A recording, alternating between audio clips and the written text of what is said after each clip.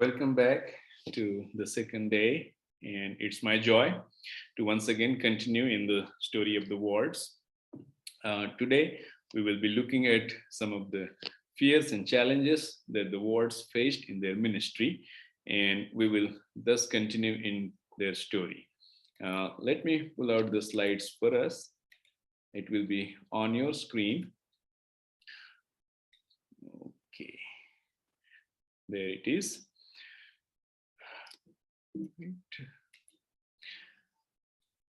The theme for day 2 is facing our fears, and the primary focus is looking at the lives of the wards from the challenges and fears that they faced in their ministry and what we can learn from them. The question that we would be trying to answer is, how did they handle their challenges? From my study of the wards, as I have done quite thorough study of all that they have done and who they were, I'm kind of highlighting 5 unique or special challenges, 5 particular challenges that could be a challenge for us too. It's like an ongoing challenge that we face in our Christian life, missional life, ministry life. And these are the ones. They are financial challenges, and talk about money, health related issues. Always there is a health concern, either us or our families. Organizational challenges, how to deal with relationship management, stuff like that. And we got contextual challenges in ministry and spiritual challenges for ourselves and for our congregations and to whom we minister. So these are the 5 special or unique challenges that I'll be highlighting, and then we will see how the wards work with and through that. The first is handling the financial fears and challenges. 3 things I will highlight under this is, first, Ernest and Phebe were for like nearly 24 years faith missionaries. They served as faith missionaries. What does that mean is that they did not have a salaried position. They did not have any guarantee of regular support as they were planning to go on mission. So what and how, worked out for them? That's the question.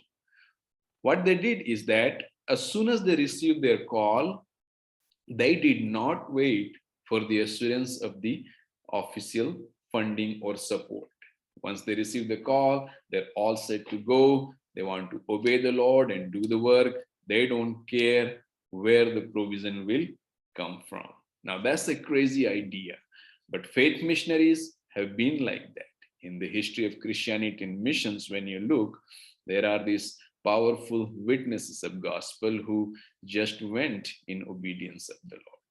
And in the case of wards, it's significant because they're leaving for India in 1880, and the Foreign Mission Board of the Free Methodist Church wasn't formed until like 1885.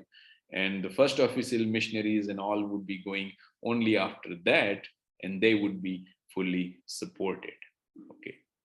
So how did these wards, how did Ernest and Phebe make their journey as faith missionaries? How did they support themselves? Well, they were occasionally supported by friends and families back at home.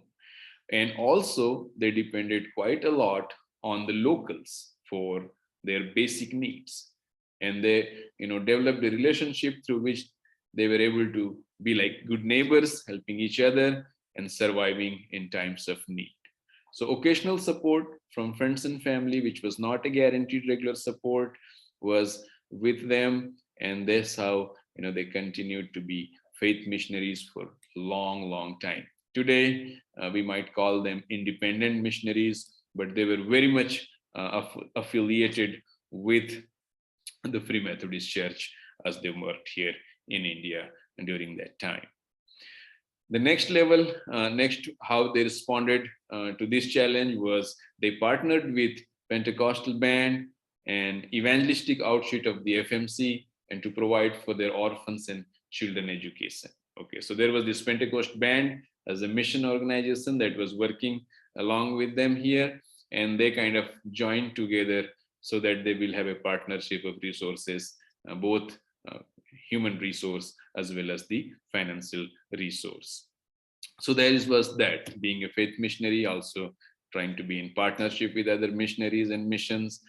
And finally, for the second half, last half of their ministry, especially Ernest would have longer time with it as Phebe had passed on early. They also became official FMC missionaries, Free Methodist missionaries, coming under the board, coming under the mission board from 1904 until their death and retirement. So that was another way they responded to the challenge.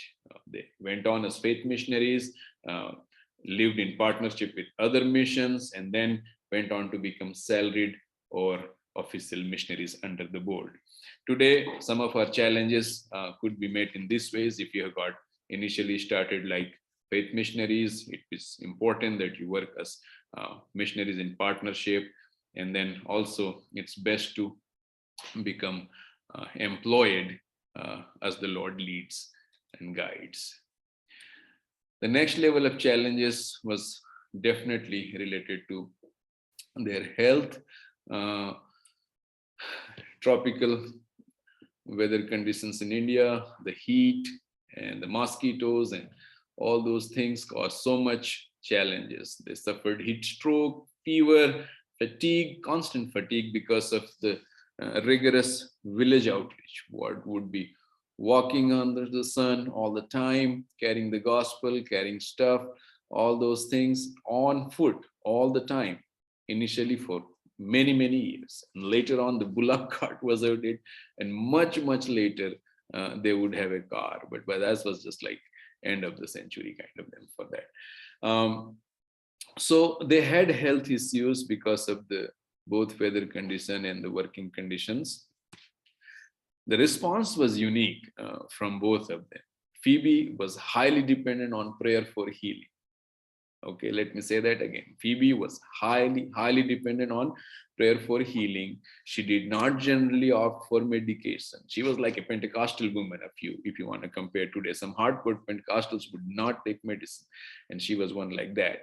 However, at one point, it was like about 8 years before she died, she thought of relocating to the USA for health reasons. She got so frustrated, several years of suffering.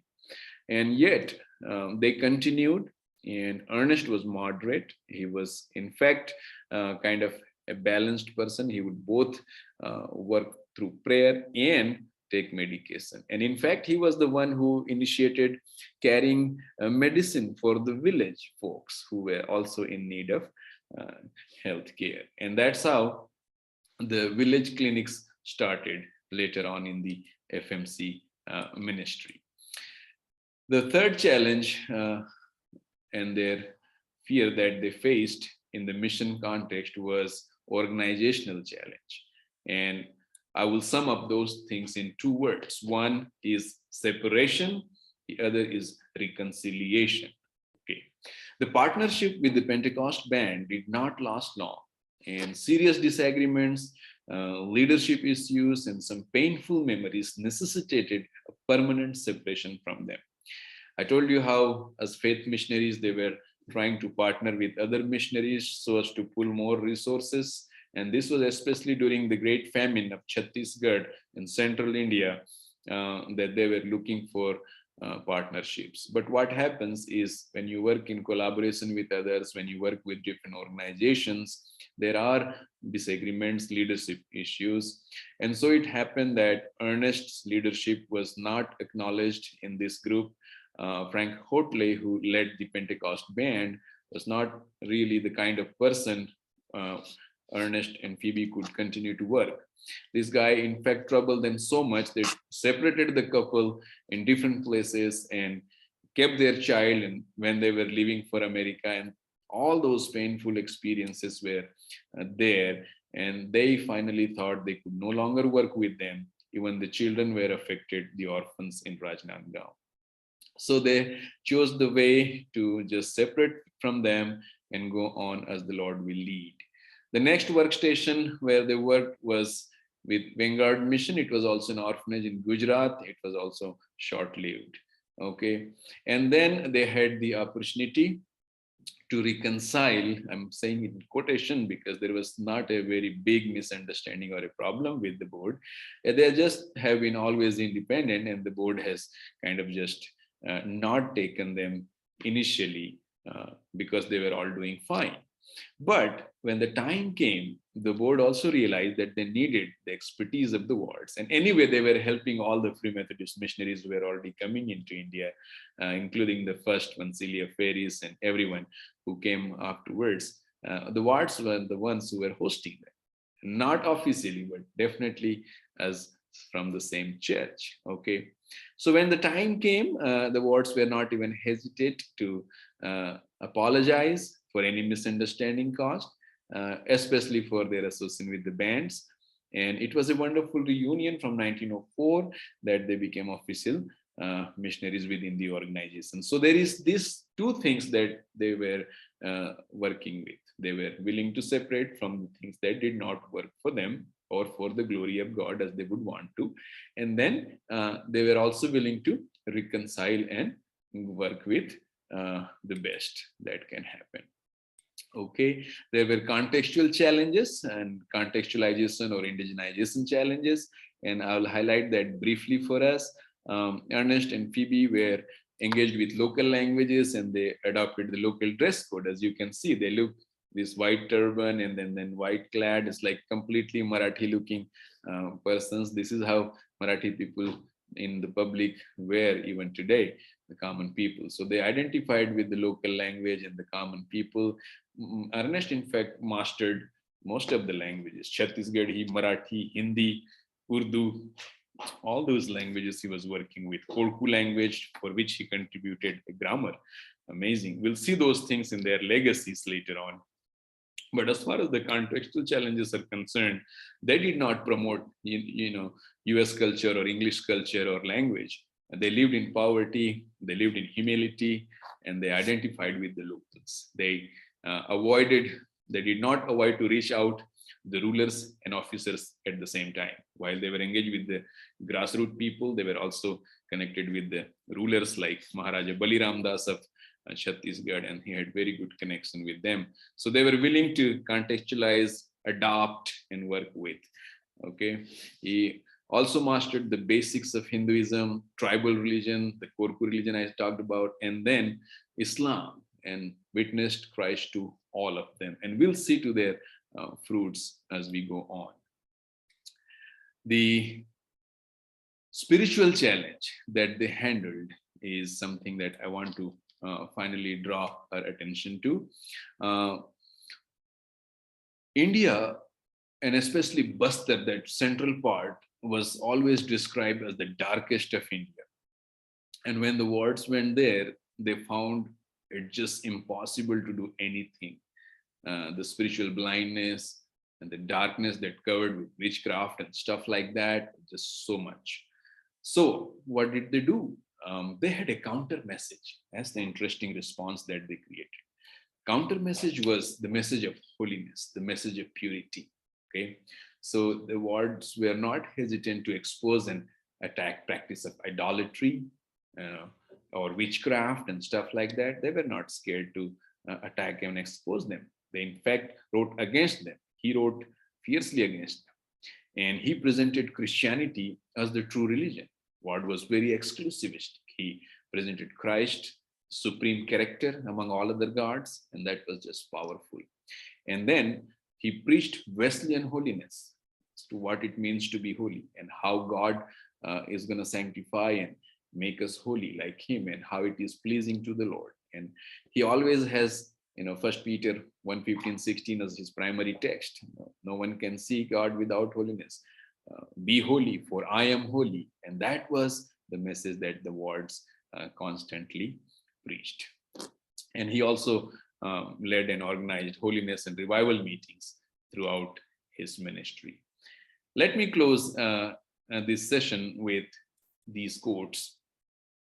Ernest said, all Christians are not called to preach or be foreign missionaries, but they are to be light in the world wherever they are. He said, all Christians are not called to preach or to be foreign missionaries, but they are to be light in the world wherever they are. Phebe said, it takes grace and perseverance in these days of compromise to be a Christian. And how true she was. She's talking 100 years ago. It takes grace and perseverance in these days of compromise to be a Christian. And we are having a hard fight, but with God's grace and God's help, we are sure to conquer. But with God's help, we are sure to conquer. And with that spirit, I will stop the meeting today and we will meet again. Thank you.